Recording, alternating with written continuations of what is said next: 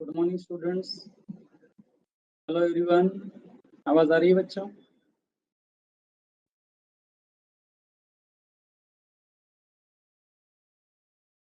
Hello, good morning everyone.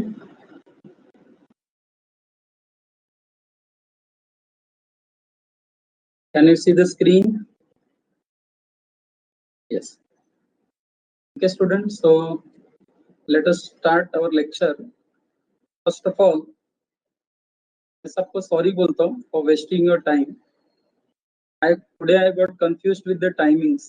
I thought tomorrow we have 2 lectures in the morning. I was little bit confused with the timing. That's my mistake. So I'm sorry for this. Okay students, so now I'm in the second lecture. Let us start. Yesterday we discussed a very important point of transfer of ownership. Okay, let me revise 5 minutes. At what exactly point of time we will assume that ownership has been transferred from seller to buyer? As you know, the time of transfer of ownership is very important. क्योंकि अगर हमें goods का loss यानी कि risk अगर कौन bear करेगा ये समझना है, पहले ये समझना पड़ेगा कि गुड्स का ओनर कौन था उस वक्त। एंड बच्चों, गुड्स का ओनर कौन है ये समझने के लिए ये भी समझना है कि exactly at what point of time ownership gets transferred from seller to buyer in various scenarios. तो बच्चों, फर्स्ट सबसे पहला हमने क्या डिस्कस किया था? If the goods are specific goods और असर्टन गुड्स। मान लो कोई स्पेसिफिक या असर्टन गुड्स हैं, ऐसे गुड्स के लिए बच्चों हमने 3 रूल पढ़े। पहला, if the goods are specific goods and they are already in deliverable state. Goods are specific and they are already in deliverable state. तो बच्चों ऐसे केस में ओनरशिप कब ट्रांसफर हुआ माना जाएगा? The time when contract of sale is made. Recall हो रहा है बच्चों? if there is an agreement to sell specific goods which are already in deliverable state, तो बच्चों ऐसे केस में the ownership gets transferred from seller to buyer when the contract of sale is made. फिर हमने पढ़ा if there is a specific, if the contract for sale is of specific goods but they are not in deliverable state, तो ऐसे case में बच्चों ownership तब तक transfer नहीं मानी जाएगी जब तक सेलर गुड्स को डिलीवरेबल स्टेट में ला के नहीं रख देता और इसकी जानकारी बायर को नहीं देता है, तब तक ओनरशिप ट्रांसफर नहीं मानी जाएगी। ओके, जिस वक्त सेलर ने गुड्स को डिलीवरेबल स्टेट में लाया और इसकी जानकारी बायर को दी, अच्छा, at that point of time we assume ownership has been transferred. तीसरा हमने क्या पढ़ा था स्पेसिफिक एंड असर्टन गुड्स के लिए? Specific goods are already in deliverable state but seller के साइड से कुछ काम बाकी है, बराबर है? ऐसा कुछ काम बाकी है जो प्राइस असर्टन करे, उसका वजन लेना बाकी है, मेजरमेंट लेना बाकी है एंड सो ऑन, जिससे प्राइस असर्टन किया जा सके। तो ऐसे केस में बच्चों जब तक सेलर वो सारी एक्टिविटी नहीं कर देता which helps him to ascertain the price of goods and इसकी जानकारी वो बायर को नहीं दे देता, तब तक गुड्स की ओनरशिप ट्रांसफर नहीं होती। ओके, जब सेलर ये सब काम कर देता है, बायर को जानकारी दे देगा, बायर को नोटिस दे देगा कि मेरा काम हो गया है, अब तुम गुड्स ले जा सकते हो, at that point of time the ownership gets transfer. बच्चों ये कल आपको ऑलरेडी बहुत इजी लगा था, जरा रिकॉल करो। अगर गुड्स अनअसर्टेन है या फ्यूचर गुड्स हैं तो इसकी ओनरशिप ट्रांसफर करने के लिए चलो टाइप करो, सबसे पहले गुड्स का क्या करना पड़ेगा?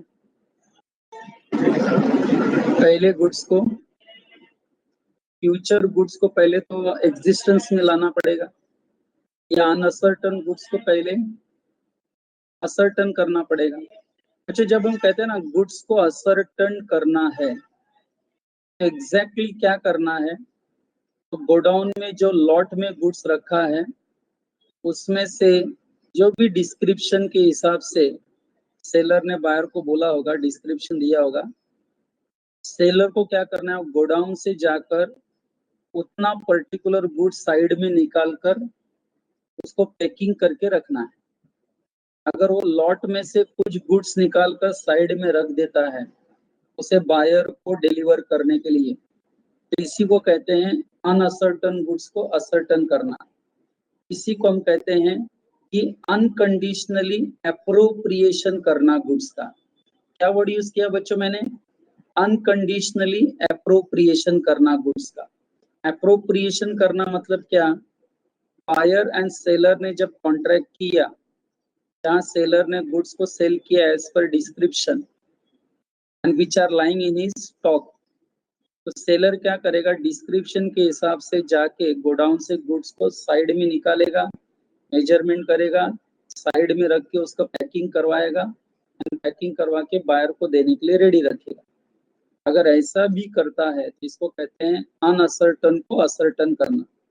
अच्छा, आर यू गेटिंग दिस? उसको हम कहते हैं एप्रोप्रिएशन करना गुड्स का। जब कॉन्ट्रैक्ट हो ही गया है तो देने के लिए तैयारी में रहो ना तुम गुड्स को। तो जब वो आएगा तब जाओगे गोडाउन में से निकालने के लिए? क्या नहीं, अब गोडाउन से निकाल कर साइड में रख दो। बायर ने फोन किया था कि मेरा गुड साइड में रखवा दो, मैं आके लेके जाऊंगा, आपने रखवा दिया एंड उसको फोन कर दिया, but at that point of time ownership gets transferred. सबसे पहला बात ये कि अनअसर्टन गुड्स को असर्टन करो या फ्यूचर गुड्स को एग्जिस्टेंस में लाओ। ओके, उसके बाद बच्चों हमने फिर इसमें वन बाय वन पढ़ने को चालू किया। रिकॉल करो, sale of unascertained goods by description कल पढ़ाया था ना बच्चों। सेकंड पॉइंट पेंडिंग है ना? फर्स्ट वन हो गया था कल ही। हेलो, तो फर्स्ट पॉइंट हो गया था बच्चों। तो बच्चों जरा इधर देखो, एक वर्ड है वहां पर। फर्स्ट पॉइंट वापस एक बार रीड करता हूँ, 2 मिनट में रिवाइज हो जाएगा। When there is contract for sale of uncertain or future goods by description, जाहिर बात है ना बच्चों, जब गुड्स सामने नहीं है, गोडाउन में पड़े हैं या फ्यूचर में मैन्युफैक्चर होने वाले हैं, तो contract of sale seller and buyer के बीच में कैसे होगा? तो गुड्स को डिस्क्राइब करके ही होगा ना। मुझे इस प्रकार का गुड्स चाहिए, ऐसा चाहिए, ऐसा चाहिए, ये कलर का चाहिए, ये साइज का चाहिए, तो डिस्क्राइब ही होगा ना दोनों के बीच में। तो बच्चों जब भी अनअसर्टन या फ्यूचर गुड्स का कॉन्ट्रैक्ट किया जाता है बाय डिस्क्रिप्शन एंड बच्चों सेलर डिस्क्रिप्शन के हिसाब से गुड्स को गोडाउन से निकलवाता है या मैन्युफैक्चरिंग करता है एंड उसे डिलीवरेबल स्टेट में लाके रखता है, तो बच्चों इसका मतलब उसने अनअसर्टन गुड्स को असर्टन कर दिया, बरोबर है। एंड बच्चों जैसे ही उसने ये कर दिया, at that point of time the ownership gets transferred from seller to buyer. कल ही हमने डिस्कस कर लिया था। ओके, तो बच्चे एक बार फिर मैं रीड करता हूँ आपके सामने। Where there is contract for sale of uncertain or future goods by description and goods of that description and in deliverable state are unconditionally appropriated to the contract। अब आप बोलेंगे sir unconditionally appropriated to the contract मतलब जहां seller goods को side में रखवा देता है बायर को देने के लिए, बराबर है, बिना किसी कंडीशन के। तो उस वक्त बच्चों ओनरशिप ट्रांसफर हो गई फ्रॉम सेलर टू बायर, ऐसे अजम्पशन किया जाएगा, बराबर है। Either by the seller with the assent of buyer और by buyer with the assent of seller, the property in goods thereupon passes to the buyer। Such assent यानी such permission, ये जो conditionally unconditionally appropriation करना है goods का, इसका permission बच्चों writing में भी हो सकता है, ओरली भी हो सकता है, या इम्प्लाइड बाय लॉ भी हो सकता है। जैसे भी हो सकता है, बस अनकंडीशनली अप्रोप्रिएशन होना चाहिए गुड्स का। अनकंडीशनली अप्रोप्रिएशन समझ गया ना? सेलर लॉट में से डिस्क्रिप्शन के हिसाब से गुड्स को निकालकर साइड में रखवा देता है ताकि उसे बायर को दिया जा सके। That is called appropriation of goods. चलो आगे, पॉइंट नंबर 2। बच्चों, delivery to the carrier, career नहीं है, कैरियर। जब हम कैरियर वर्ड यूज करते हैं तो बच्चों इसका मतलब गुड्स की डिलीवरी बायर को देने के लिए सेलर किसको देता है? कैरियर को। कैरियर मतलब ट्रांसपोर्टर। ट्रांसपोर्टर समझते हो ना बच्चों? टेम्पो वाला, गुड्स कैरी करने वाला। Hello, yes. तो बच्चों, जब सेलर गुड्स की डिलीवरी देने के लिए बायर को, जब वो सामान जब टेम्पो वाले को देता है, टेम्पो वाले को जैसे ही हैंडओवर कर देता है या बायर के एजेंट को हैंडओवर कर देता है या बायर के कहने पर वेयर हाउस कीपर को हैंडल कर देता है, यानी कि दे देता है, हैंडओवर कर देता है, बराबर है, ताकि वो बायर को गुड्स मिल सके। तो बच्चों, इस ट्रांजैक्शन को हम कहेंगे कि सेलर ने गुड्स का अनकंडीशनली अप्रोप्रिएशन किया। एंड जब उसने गुड्स का अनकंडीशनली अप्रोप्रिएशन किया, इसका मतलब don't you think so ownership gets transferred immediately from seller to buyer? Yes बच्चों, रिएक्शन दो जरा, इस पर रिस्पॉन्स दो। हेलो, हाँ बच्चों मुझे बताओ, सेलर बिना कोई कंडीशन पुटअप किए गुड्स को अपने गोडाउन से निकालकर टेम्पो वाले को दे देता है या बायर के एजेंट को दे देता है, ये ले जाकर बायर को पहुंचा दो। जैसे ही वो गुड्स को हैंडओवर कर देता है, आपको लगता नहीं ये अनकंडीशनल अप्रोप्रिएशन हो गया गुड्स का? हेलो, ये अनकंडीशनल अप्रोप्रिएशन हो गया गुड्स का। बराबर है, अनअसर्टन असर्टन हो गया, फाइनल हो गया कौन सा गुड्स जा रहा है बायर के पास, बराबर है। तो बच्चों, जैसे ही उसने हैंडओवर किया ये डिलीवरी देने के लिए बायर को, टेम्पो वाले को या एजेंट को, जैसे ही गुड्स हैंडओवर किया सेलर ने, बच्चों हम एजम्पशन करेंगे कि ownership was transferred from seller to buyer at that particular point of time. Let me read. Where in pursuance of contract, यानी हमारे कॉन्ट्रैक्ट के मुताबिक, the seller delivers the goods to the buyer or take carrier, carrier मतलब tempo वाला, और other बेली, बेली समझते हो ना, चाहे वेयर हाउस कीपर हो या एजेंट हो, और other bailee whether named by the buyer or not, for the purpose of transmission to the buyer, इस पर्पस से कि गुड्स का ट्रांसमिशन हो सके बायर के पास, and does not reserve the right of disposal, and seller बच्चों कोई कंडीशन पुटअप नहीं करता है, it does not reserve any right of disposal, इसको हम कहते हैं अनकंडीशनल अप्रोप्रिएशन। जहां सेलर कोई राइट रिजर्व नहीं करता, it does not put any condition, अगर ऐसा सिचुएशन है तो बच्चों सेलर के पॉइंट ऑफ व्यू से क्या अजम्पशन किया जाएगा? He is deemed to have, type करो डीम्ड मतलब, हेलो टाइप करो डीम का मतलब, पढ़ाया हुआ है। Assumed, very good Utkarsha, Divanshu very good, Pooja very good, Manav yes very good. Law के स्टूडेंट को बच्चों डीम्ड वर्ड हमेशा याद रहना चाहिए, बहुत बार सामने आएगा। तो बच्चों, he is deemed to have unconditionally appropriated the goods to the contract, and as you know, जब सेलर अनकंडीशनली अप्रोप्रिएशन करता है गुड्स का अंडर द कॉन्ट्रैक्ट, तो we say that unascertained goods are ascertained and therefore ownership is transferred from seller to the buyer. Okay, अब बच्चों delivery to the career के एक example दिया है, देखो उन्होंने, bill of lading of railway parcel.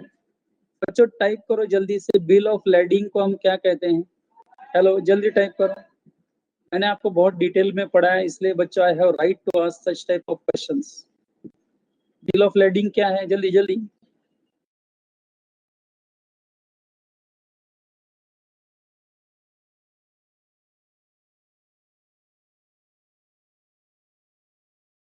Document of title of goods, very good. अच्छा, it is document of title, document showing title नहीं है, it is document of title, yes.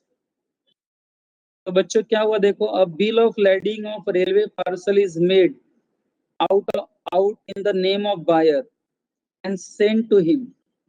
बच्चों सेलर ने क्या किया, बायर को गुड्स डिलीवर करना है, तो सेलर ने क्या किया, बायर के नाम पे ही रेलवे में जब सामान दिया ना बायर को ट्रांसमिट करने के लिए कि ये देखो रेलवे तुम ये सामान बायर को दे देना, तो बच्चों ये जो बिल ऑफ लेडिंग होता है ना, रेलवे रिसिप्ट सुना ही होगा आपने, सेलर ने ये रेलवे रिसिप्ट अपने नाम पे निकाला कि बायर के नाम पे? हेलो, सेलर ने गुड्स जब रेलवे को दिया बायर को ले जाने के लिए, तो रेलवे रिसिप्ट या बिल ऑफ लेडिंग सेलर ने किसके नाम पे निकाला, बायर के नाम पे निकाला कि नहीं, एंड उसको वो बिल ऑफ लेडिंग भेज दिया। बच्चों जैसे ही सेलर ने बिल ऑफ लेडिंग बायर के नाम पर निकाला एंड उसको वो सेंड कर दिया, बच्चों don't you think so seller ने गुड्स की ओनरशिप बायर को दे दी? At this point of time goods की ownership seller to buyer transfer हो गई, बरोबर है। अब लेकिन ये बताओ गुड्स क्या इमीडिएटली बायर को मिला क्या? गुड्स तो ट्रेन से आ रहा है कि नहीं, गुड्स ट्रेन से आ रहा है कि नहीं? हेलो, गुड्स अभी भी ट्रांजिट में है कि नहीं? अब बताओ अगर बीच में ही गुड्स आ रहा है बच्चों, गुड्स ट्रेन मालगाड़ी से आ रहा है एंड गुड्स को बीच में कुछ एक्सीडेंटल लॉस हो जाता है, तो अब बताओ वो लॉस कौन बेयर करेगा? गुड्स जो आ रहे हैं ट्रांजिट में है, अगर उसका कोई एक्सीडेंटल लॉस हो जाता है तो who is going to bear the loss? तो बच्चों मैं आप सबको वेरी गुड बोलता हूँ, वेरी गुड बायर, परफेक्ट। क्योंकि सेलर ने बिल ऑफ लेडिंग बायर के नाम पे लेकर उसको सेंड कर दिया, यहीं पर उसने गुड्स की ओनरशिप दे दी थी। डिलीवरी कब मिला उसको नहीं मिला वो अलग बात हो गई। I hope you are getting this for example. पूरा पढ़ लेता हूँ। A bill of lading of railway parcel is made out in the name of buyer and is sent to him. Bill of lading buyer को भेज दिया गया। The ownership in the goods passes from seller to the buyer. In case the goods are subjected to accidental loss or by theft, the seller will not be liable. Seller will not be liable. मतलब ये loss की जिम्मेदारी किसके ऊपर आएगी? तो आपने जो आंसर लिखा वो सही था, बायर। यहाँ सेलर लाइबल नहीं होगा। ओके बच्चों, have you understood both the points? Yes everyone, दोनों पॉइंट जो दिख रहा है क्लियर हुआ सबको? रिस्पांस दीजिए बच्चों। ओके, अब बच्चों इसके नीचे जो एनालिसिस है ना, सेक्शन 23, मैंने लास्ट ईयर भी बच्चों को होमवर्क लिखाया था, ये एक रीड कर लेना, क्योंकि ऊपर जो हम पढ़ के आ रहे हैं ना बच्चों, वही लैंग्वेज एनालिसिस में। मैंने पहले ही कहा था ना, एनालिसिस में कुछ नया नहीं है, ऊपर जो पढ़ा रहता है लॉ वही है सिंपल लैंग्वेज में।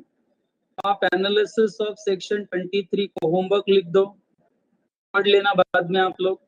ठीक है बच्चों, इसमें ज्यादा हम पढ़ाई टाइम के लिए वेस्ट नहीं। मेहनत तो सब करते हैं, लेकिन स्मार्ट स्टडी कौन करता है? प्री एग्जाम ऐप के साथ बनाइए अपनी तैयारी super smart. Pre exam app देता है वाइड रेंज के एग्जाम्स की तैयारी, जैसे JEE, NEET, CAT, CA foundation, CSEET, banking, railway, SSC, MBA entrance, SYJC, com, TYBCom और भी बहुत कुछ। Chapter wise tests and mock tests, detailed performance analysis, और अब तैयारी होगी एकदम परफेक्ट। कहीं भी कभी भी पढ़ाई करें, और एक विशाल क्वेश्चन बैंक आपकी तैयारी को बनाए आसान। इंस्टेंट इवैल्यूएशन से तुरंत जानिए अपनी परफॉर्मेंस और पाएं पर्सनलाइज्ड फीडबैक। तो अब देरी किस बात की? प्री एग्जाम ऐप डाउनलोड करें और अपने नाम से रजिस्टर्ड करें, और एक विशाल क्वेश्चन बैंक बिल्कुल फ्री, और अपनी सफलता की कहानी लिखें। लिंक डिस्क्रिप्शन में है। प्री एग्जाम ऐप स्मार्ट तैयारी का इसमें साथी। ज्यादा हम टाइम वेस्ट नहीं करेंगे। चलो आगे बढ़ता हूं मैं। चलो अब स्क्रीन पर आपको सेक्शन 24 नजर आ रहा है बच्चों? यस, रिस्पॉन्स दो। गुड्स सेंट ऑन अप्रूवल और सेल और रिटर्न, दिख रहा है ना सबको? हाँ बच्चों, मुझे ये बताओ, आपने अकाउंट्स में, बुक कीपिंग अकाउंटेंसी में 11th स्टैंडर्ड में, FYJC एंड SYJC में भी, and I think even CA foundation में भी, अकाउंट्स में कभी पढ़ा है कि नहीं, फाइनल अकाउंट्स में या कहीं और, कि कभी कभी सेलर बायर को गुड्स जो बेचने का टेक्निक यूज करता है, उस टेक्निक को हम बोलते हैं सेल और रिटर्न बेसिस।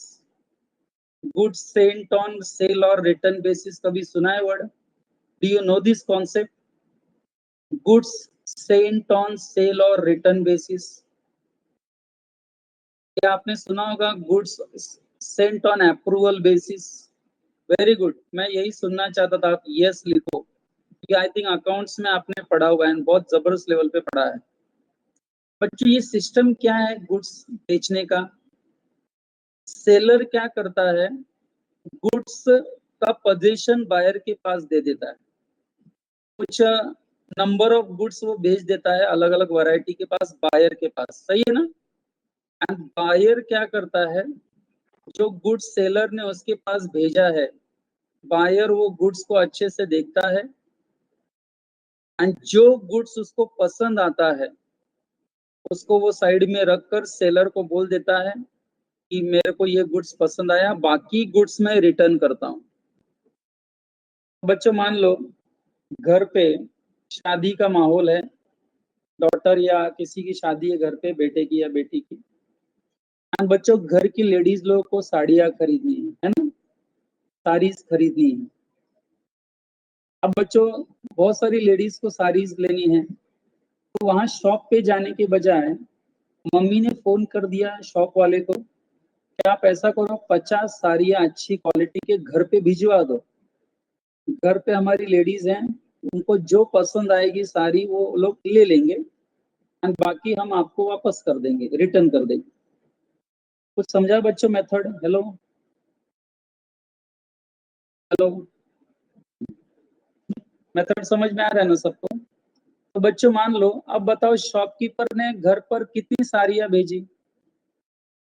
50, ठीक है। एंड बच्चों उसमें से 20 साड़ीज हमने चॉइस कर ली, घर के लेडीज लोगों ने चॉइस कर ली, एंड मम्मी ने 30 साड़ीज रिटर्न कर दी। अब बताओ एक्चुअल सेल कितने साड़ीज का हुआ?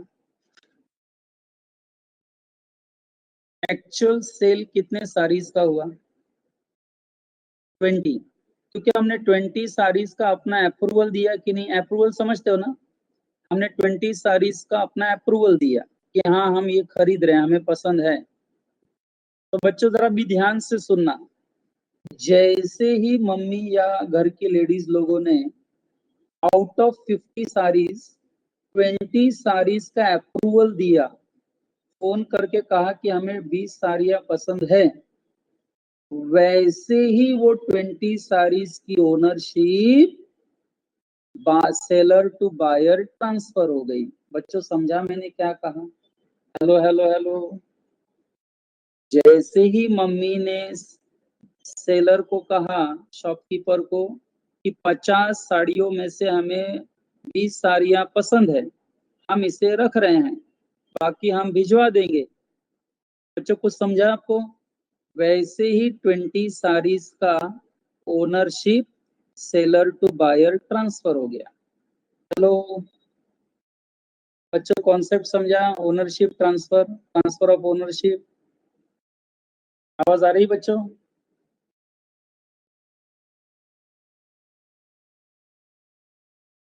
हाँ सब यस तो बोल रहे हैं आवाज के लिए, लेकिन कॉन्सेप्ट समझा क्या आप?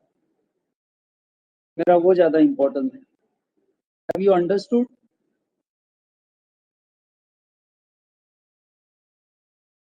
सही है।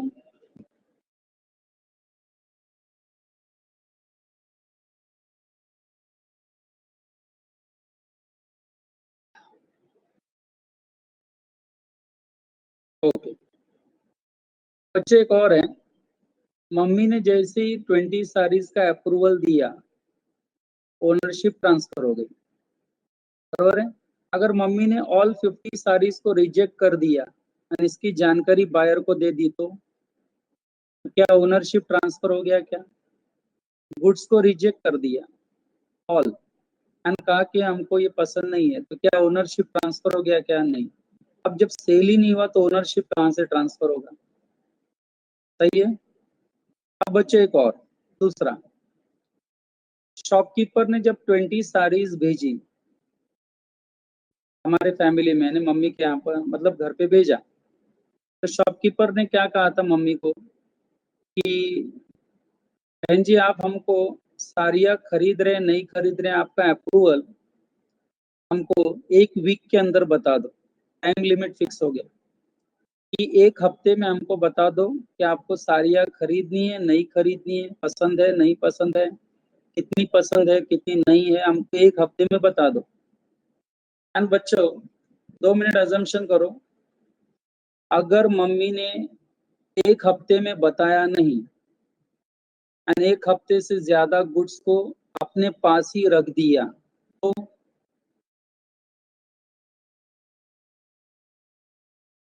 तो अपने पास ही रख दिया, तो बच्चों लॉ में ऐसा भी एक पॉइंट है कि यहाँ फिर सेलर एजम्पशन करेगा कि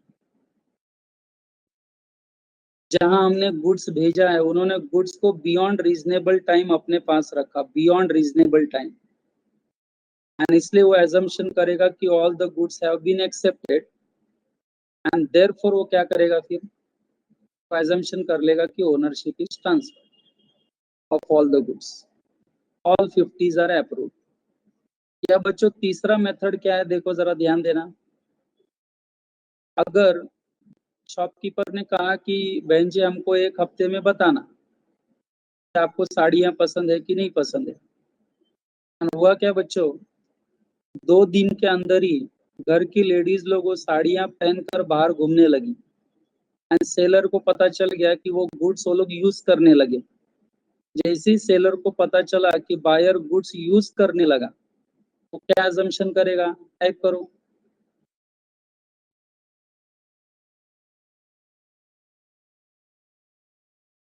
that the goods have been accepted. तो बच्चों goods have been accepted, goods have been sold. तो बच्चों जब भी गुड्स सेंट ऑन अप्रूवल और सेल और रिटर्न बेसिस पर होता है, सेक्शन 24, आपको आइडिया आ गई बच्चों, 3 अलग-अलग मेथड। सेल और रिटर्न में गुड्स को एक्सेप्टेंस करने के 3 अलग-अलग मेथड हैं। या तो बायर अप्रूवल दे देगा, या तो बायर क्या करेगा, बियॉन्ड रीजनेबल टाइम गुड्स को रखेगा तो एक्सेप्टेड हो गया, ऐसा एजम्पशन हो गया। या तो बच्चों buyer starts using the goods immediately, उसके इस कंडक्ट ने बता दिया सेलर को कि goods have been sold, buyer ने सारे गुड्स को अप्रूव कर दिए एंड ओनरशिप ट्रांसफर हो गई। बच्चों सबको समझ में आ गया कॉन्सेप्ट लॉ में क्या पढ़ने जा रहे हैं हम? 3 अलग-अलग स्टेप। अब मैं आपके सामने पढ़ूंगा तो बच्चों आपको समझ में आना चाहिए कि हम क्या पढ़ रहे हैं। देखो जरा, everyone concentrate. Goods sent on approval और रिटर्न बेसिस, नोट्स दिख रहा है ना सबको? सेक्शन 24 आराम से पढ़ रहा हूँ बच्चों, एक मिनट।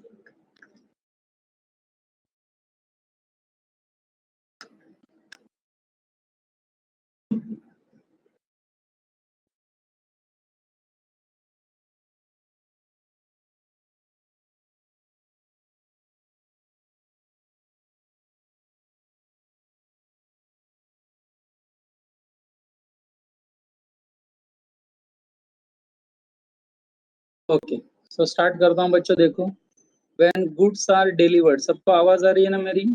हेलो,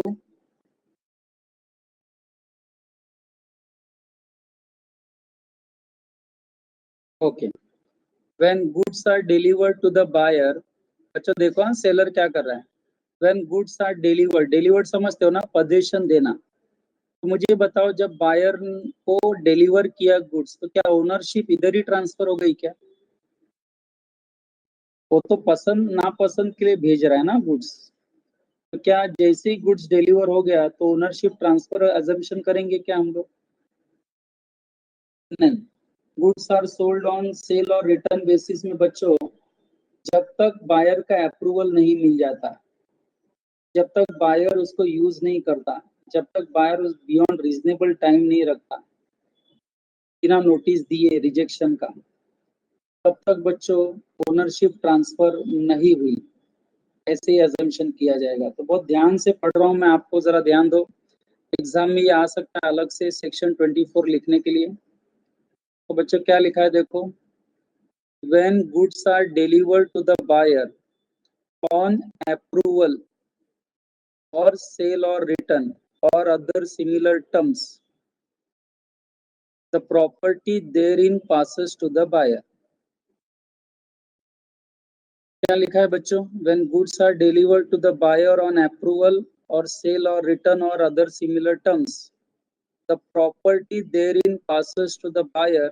कब बायर को पास होगा उसका ओनरशिप? तो ए बी सी लिखा है, तीनों में से कोई भी अगर एक्टिविटी होता है तो बच्चों गुड्स की ओनरशिप बायर को ट्रांसफर हो गई, ऐसे अजम्पशन किया जाएगा। चलो अब बोलो, समझ में आ रहा है बच्चों? एबीसी में पढ़ूंगा, आपको अपने आप एक्टिविटीज पता चल जाएंगी कि जब भी सेल और रिटर्न बेसिस पे गुड्स दिया जाता है उस वक्त ओनरशिप ट्रांसफर कब होगी बच्चों? सबसे पहले व्हेन ही सिग्निफाइज, ही मतलब कौन, यहाँ ही का मतलब कौन, सेलर या बायर होगा? कौन होगा? अप्रूवल कौन देगा गुड्स का? अप्रूवल कौन देगा गुड्स का? बायर ही देगा ना बच्चों। तो बच्चों ओनरशिप कब ट्रांसफर अजम्पशन की जाएगी देखो, when he signifies his approval और acceptance to the seller. Signifies मतलब अपना अप्रूवल बताना कि हाँ हमें गुड्स पसंद है, हम गुड्स को एक्सेप्ट कर रहे हैं। जब ये वो बता देता है, कम्युनिकेट कर देता है सेलर को, so when he signifies his approval और एक्सेप्टेंस टू द सेलर और does any other act adopting the transaction, line को समझो, और does any act adopting the transaction मतलब या तो वो गुड्स को यूज करने को ही शुरू कर दिया, तो इस एक्ट ने बता दिया सेलर को कि बायर ने गुड्स एक्सेप्ट कर लिया।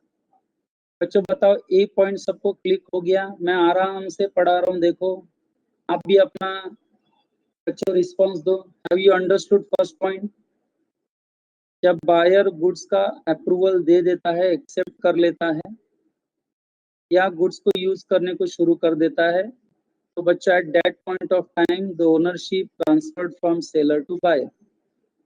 Next, if he does not signifies his approval, दूसरे में क्या लिखा है, अगर बायर अपना कोई अप्रूवल या एक्सेप्टेंस सिग्निफाई नहीं करता है सेलर को, but retains the goods, returns नहीं रिटेन्स, अपने पास रखना, but retains the goods without giving notice of rejection, but retains the goods without giving notice of rejection, then if the time has been fixed for the return of the goods on expiration of such time, matter khatam. And if no time has been fixed, on expiration of reasonable time. बच्चों अगर buyer को goods पसंद नहीं है, उसको goods पसंद नहीं है, उसने इमीडिएटली सेलर को गुड्स रिजेक्ट मैं कर रहा हूं या कर रही हूं ऐसा सिग्निफाई कर देना चाहिए। गुड्स भले ही बाद में वो ले जाके दे, वो अलग बात है, लेकिन मैं रिजेक्ट कर रहा हूँ ये गुड्स को, ऐसे बायर ने सेलर को इमीडिएटली सिग्निफाई कर देना चाहिए। लेकिन बायर ने ऐसा नहीं किया, बायर को गुड्स पसंद नहीं थे लेकिन उसने बताया भी नहीं कि मैं रिजेक्ट कर रहा हूँ, एंड गुड्स को एक बियॉन्ड रीजनेबल टाइम अपने पास ही रखा बिना नोटिस ऑफ रिजेक्शन दिए सेलर को, गुड्स को अपने पास ही रखा बियॉन्ड रीजनेबल टाइम। तो बच्चों जब बियॉन्ड रीजनेबल टाइम या फिक्स टाइम आप गुड्स को अपने पास रखते हो बिना कोई नोटिस ऑफ रिजेक्शन दिए, तो बच्चों सेलर यही अजम्पशन करेगा ना कि आपने गुड्स एक्सेप्ट कर लिया। एंड ओनरशिप गुड्स की ट्रांसफर हो गई। हेलो,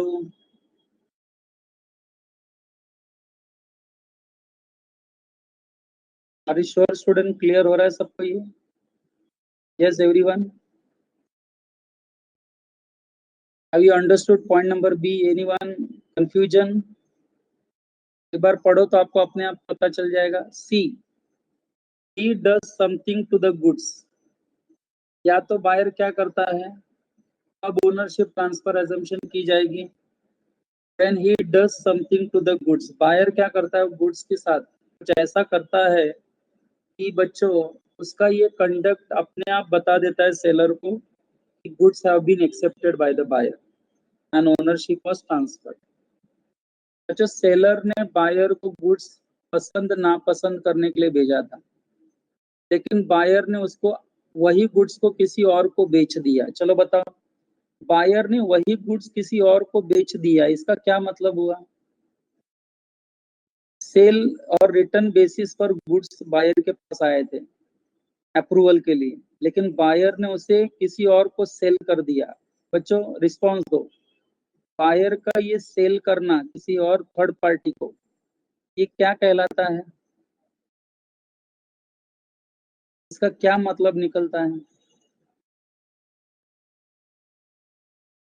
कहीं ना कहीं उसने गुड्स को अप्रूव कर दिया, कहीं ना कहीं उसने गुड्स को एक्सेप्ट कर लिया। अभी तो बेचा कि नहीं आगे, अभी तो उसने आगे जाके बैंक में उसे गिरवी रख दिया।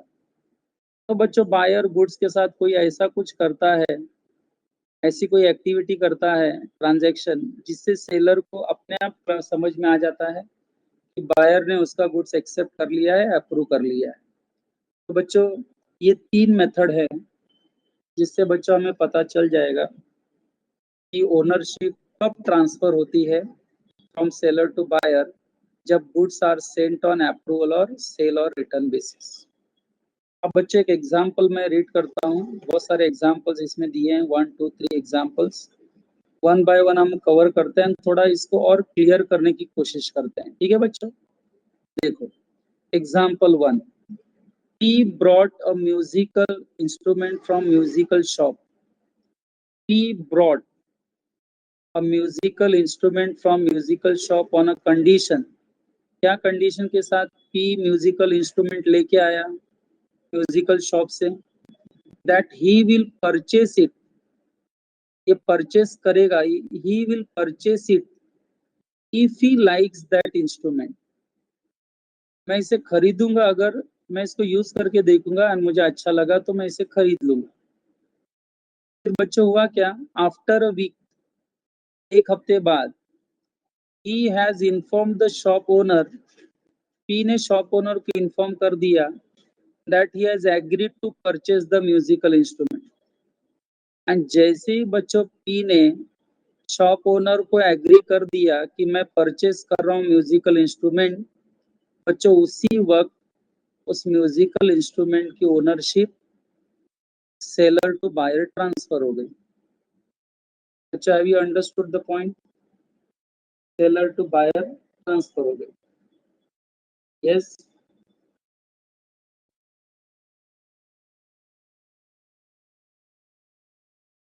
Clear everyone? The ownership is transferred when he has decided to purchase the instrument as his own. अच्छा, मुझे लगता है फर्स्ट पैराग्राफ एग्जांपल 1 का एब्सोल्युटली क्लियर हो गया होगा सबको, ज्यादा टफ नहीं था। तो बच्चों सेकंड पैराग्राफ में क्या लिखा है देखो, a buyer under contract, a buyer under contract on the basis of sale or return is deemed to have exercised this option when it does any act exercising the domination over the goods, showing an unequivocal intention to buy. Example, if he pledges the goods with third party. बच्चों ये अभी भी मैंने तीसरे point में बताया कि बच्चों जब भी बायर को गुड्स मिलता है सेल और रिटर्न बेसिस पर अप्रूवल के लिए, बराबर है, एंड मान लो बच्चों बायर उस गुड्स को ले जाकर किसी को सेल कर देता है या कहीं बैंक में जाके गिरवी रख देता है, तो उसके इस कंडक्ट ने, उसके इस व्यवहार ने बच्चों ये प्रूव कर दिया कि कहीं ना कहीं उसने अपना ऑप्शन एक्सरसाइज कर दिया है to buy the goods, and जिस वक्त उसने गुड्स को प्लेज किया या किसी और को सेल किया, उसी वक्त सेलर टू बायर गुड्स की ओनरशिप ट्रांसफर हो गई, ऐसे लॉ एजम्पशन करेगा। ओके, आगे, failure or inability to return the goods to the seller does not necessarily imply selection to buy। बरोबर है। अब बच्चों, मान लो कि मैंने सेलर को फोन करके बता दिया या मम्मी ने सेलर को फोन करके बता दिया कि हमें आपकी भेजी हुई साड़ियां पसंद नहीं आई, हम गुड्स को रिजेक्ट करते हैं। बरोबर है। तो सेलर ने कहा ठीक है, कोई प्रॉब्लम नहीं बहन जी, आप हमारा सामान वापस भिजवा दो। तो मम्मी ने कहा मैं 2 दिन में भिजवा देती हूँ, लेकिन 2 दिन का बच्चों 5 दिन हो गया।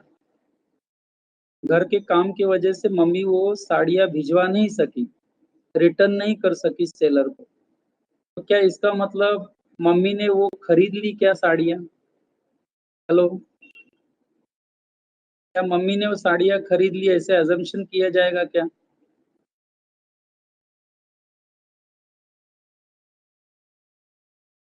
क्यों नहीं किया जाएगा बोलो? देखो ना, 2 दिन बोला था लेकिन 5 दिन तक गुड्स रिटर्न नहीं किया मम्मी ने, तो क्यों नहीं इसको सेल बोला जाएगा?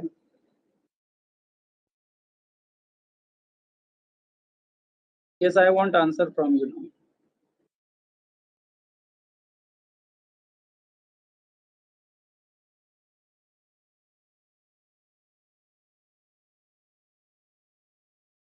टाइप करो आंसर अपना।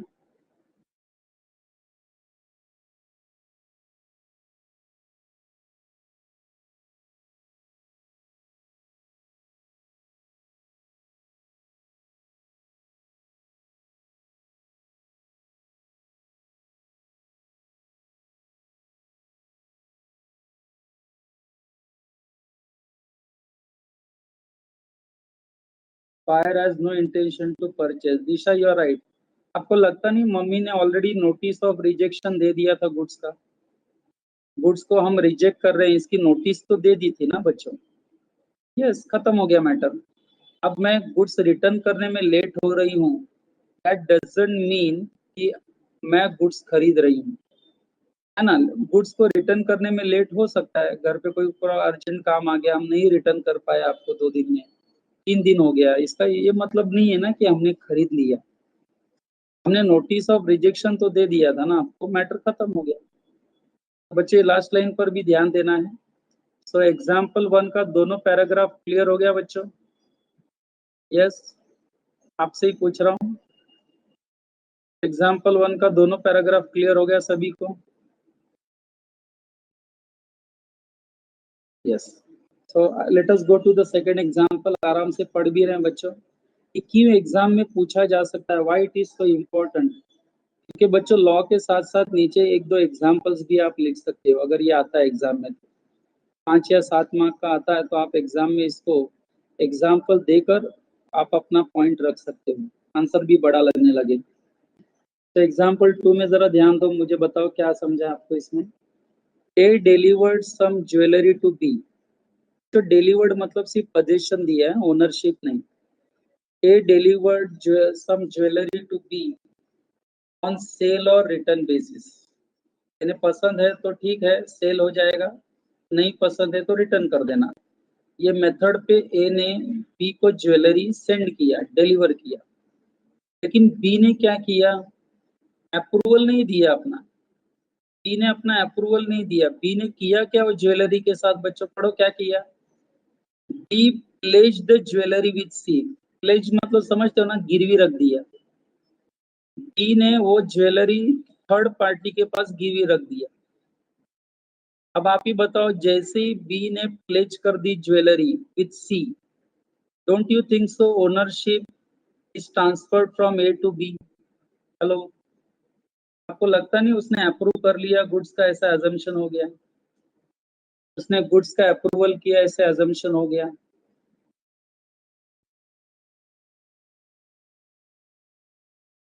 यस बच्चों, क्या लिखा है देखो। A delivered some jewellery to B on sale or return basis, B pledged the jewelry with C. It was held that, held मतलब judgment क्या आया? Ownership of jewelry has been transferred to B as he has adopted the transaction by pledging the jewelry with C.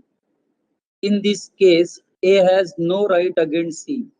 बच्चों बहुत ही important line. अब पैसे के लिए ए किसके ऊपर केस करेगा? बी या सी के ऊपर? टाइप करो. अब बच्चों ए को अगर पैसा चाहिए तो ए किसके ऊपर केस करेगा? इसका मतलब A has no right against whom? That means A has no right against whom? C. A को केवल लीगल रेमेडी मिलेगा किसके अगेंस्ट? बी के अगेंस्ट. लास्ट लाइन लिखा भी देखो, he can only recover the price of jewelry from B. He can only recover the price of jewelry from B. बच्चों very simple example. एक और सिंपल एग्जांपल, बहुत ही सिंपल. आगे example number 3. A sends to B. A sends to B. A ने बच्चों B को क्या deliver किया? A water motor. तो पानी का कोई मोटर है वो बच्चों भेजा ऑन अप्रूवल और रिटर्न इन मार्च 2016. मार्च 2016 में मान लो ए ने बी को एक वाटर मोटर भेजा सेल और रिटर्न बेसिस पर, अप्रूवल बेसिस पर. लेकिन बच्चों हुआ क्या? B to return it. B को क्या करना था? अगर पसंद नहीं है ट्रायल के बाद उसे रिटर्न करना था अगस्त में. यानी मार्च में गुड्स को भेजा, ट्रायल लेने के बाद अगर पसंद है तो ठीक है, नहीं तो अगस्त में उसको वापस भेजना था, गुड्स रिटर्न करना था. B to return it after trial in August 2016. लेकिन बाद में हुआ क्या? The water motor has not been returned. लेकिन वाटर मोटर रिटर्न नहीं किया गया विद इन रीजनेबल टाइम. बच्चों क्या रीजनेबल टाइम फिक्स था यहाँ पर? अगर पसंद नहीं है ट्रायल करने के बाद तो आपको मोटर कार या वाटर मोटर कब तक रिटर्न करना था? टाइप करो. मार्च में बच्चों आपके पास आया और आपको ट्रायल वगैरह लेकर